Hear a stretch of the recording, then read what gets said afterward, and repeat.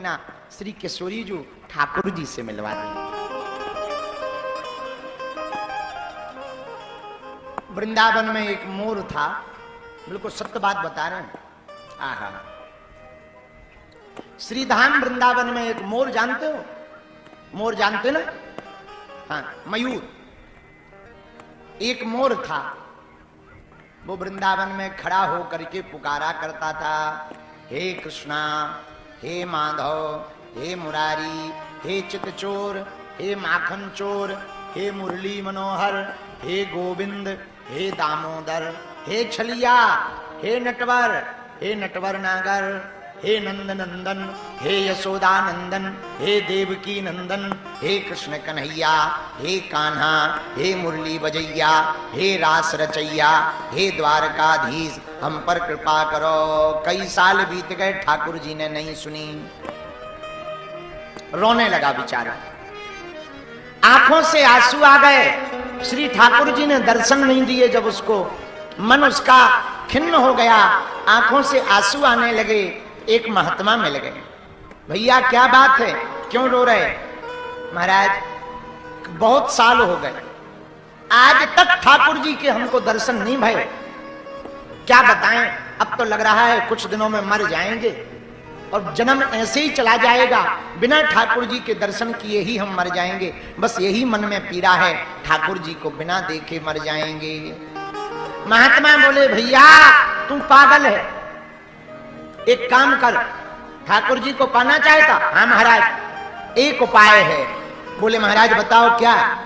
बोले वृंदावन के टीले पर बैठ जा, और अगर ठाकुर जी को पाना चाहता है तो टीले पर बैठकर कृष्ण कृष्ण मत रट, टीले पर बैठकर राधा राधा रट, देख कृष्ण कन्हैया तुझे प्राप्त हो जाएंगे।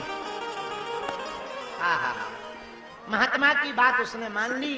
वो मोर वृंदावन के टीले पर बैठ गया और बड़े पंख फैला फैला कर पुकारने लगा, राधा राधा राधा राधा राधा राधा राधा राधा राधा राधा राधा, हे राधा हे राधा हे राधा। भैया आर्तनाद स्वर में, बड़े भाव में कातर होकर श्री किशोरी जी का ध्यान करने लगा। नेत्र सजल हो गए, आंखों से आंसू बहाने लगा, नेत्रों से जल बहने लगा, और पंख फैला फैला कर वो मयूर ऊपर बैठा हुआ टीले पर राधा राधा राधा राधा राधा राधा, हे बरसाने वाली, हे किशोरी जू, हे वृषभान दुलारी, हे लली जू, अब कृपा करो, अब कृपा करो, अब कृपा करो। ठाकुर जी नंद भवन में बैठे हुए गंगा चराकर सांझ के समय आए थे। माँ यशोदा मैया मक्खन लेकर के आ रही थी। यशोदा मैया के हाथ में मक्खन का लौंदा था।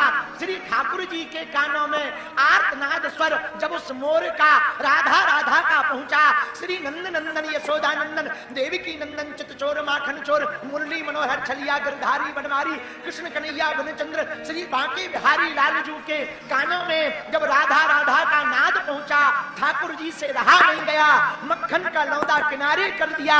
मैया से बोले, मैया मैं अभी आता हूं, और दौड़े दौड़े जा करके टीले पर बैठे हुए मोर को, मयूर को गले से लगा लिया। हमारी किशोरी जी का नाम लेते हो, हमारी प्रिया जी का नाम लेते हो, गले से लगा लिया। और इतना ही नहीं, मोर के पंख को उठाकर अपने मस्तक पर धारण कर लिया। अरे तुमने हमारी श्री किशोरी जू का नाम लिया, हमारी श्री वृषभान लली जू का नाम लिया, हमारी श्री प्रिया जू का नाम लिया, हमारी ठकुरानी जू का नाम लिया, हमारी इस ब्रज की रानी का नाम लिया। आज के बाद हमारे श्रृंगार में तुम्हारे मोर का पंख हमेशा हमारे मस्तक पर रहेगा। उस मोर के आंखें नेत्र सजल हो गए, आंखों से जल बहने लगा। वो फूट फूट कर रोने लगा और कहने लगा, धन्य है बरसाने वाली की कृपा। कृष्ण कृष्ण कहते कहते मरने वाले थे, कृष्ण कृष्ण कहते कहते बुढ़ापा आने वाला था, कृष्ण कृष्ण रटते रटते जीवन चला जा रहा था, पर दर्शन नहीं हो पा रहे थे। धन्य है बरसाने वाली की कृपा। एक दिन नाम क्या लिया, कृष्ण कन्हैया दौड़े हुए चले आए, दौड़े दौड़े राधा राधा राधा राधा राधा राधा राधा राधा हे बरसाने वाली श्यामा प्यारी कुंज बिहारी। धन्य है श्री किशोरी जू। आज श्री धाम बरसाने में किशोरी जू प्रकट हो रही हैं। कुछ लोग कहते हैं भगवान ठाकुर जी के आने के पहले किशोरी जू प्रकट भई। कुछ लोग कहते हैं कि ठाकुर जी के 15 दिन अवतार लेने के पहले प्रकट भई। पर कुछ लोगों का मत है कि श्री किशोरी जू ठाकुर जी के अवतार लेने के 15 दिन बाद प्रकट हुई। सबके अपने अपने मत हैं। पर एक बात कहें, कृष्ण तत्व राधा तत्व दो नहीं है। जैसे सूर्य और सूर्य की रोशनी में अंतर नहीं भक्तों, जैसे मीठा और मीठा की मिठास में अंतर नहीं, जैसे नदी की धार और जल में कोई अंतर नहीं, जैसे भैया आंख और आंख की नजर में कोई अंतर नहीं, जैसे भैया तन और तन की यह खाल जो चर्म है इसमें कोई अंतर नहीं, वैसे ही कृष्ण और राधा में कोई अंतर नहीं। दिखने में दो हैं तो एक।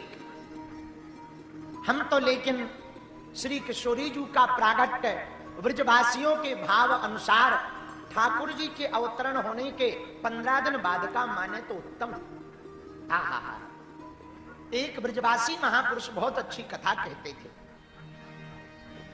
जब ठाकुर जी प्रकट हो गए तो इधर बरसाने में 15 दिन बाद ठाकुर जी के अवतरण होने पर नंद बाबा के घर पर ठाकुर जी आए और 15 दिन बाद वृषभान दुलारी जू आ गई। लेकिन श्री वृषभान नामक राजा ने, वृषभान जू महाराज ने, किशोरी जू के पिताजी ने प्रण लिया कि उत्सव तो तभी मनाया जाएगा जब नंद बाबा आए, क्योंकि दोनों की मित्रता बहुत थी। तो खबर घर पे लाली हुई है, आप आओ, बधाई का उत्सव होना है।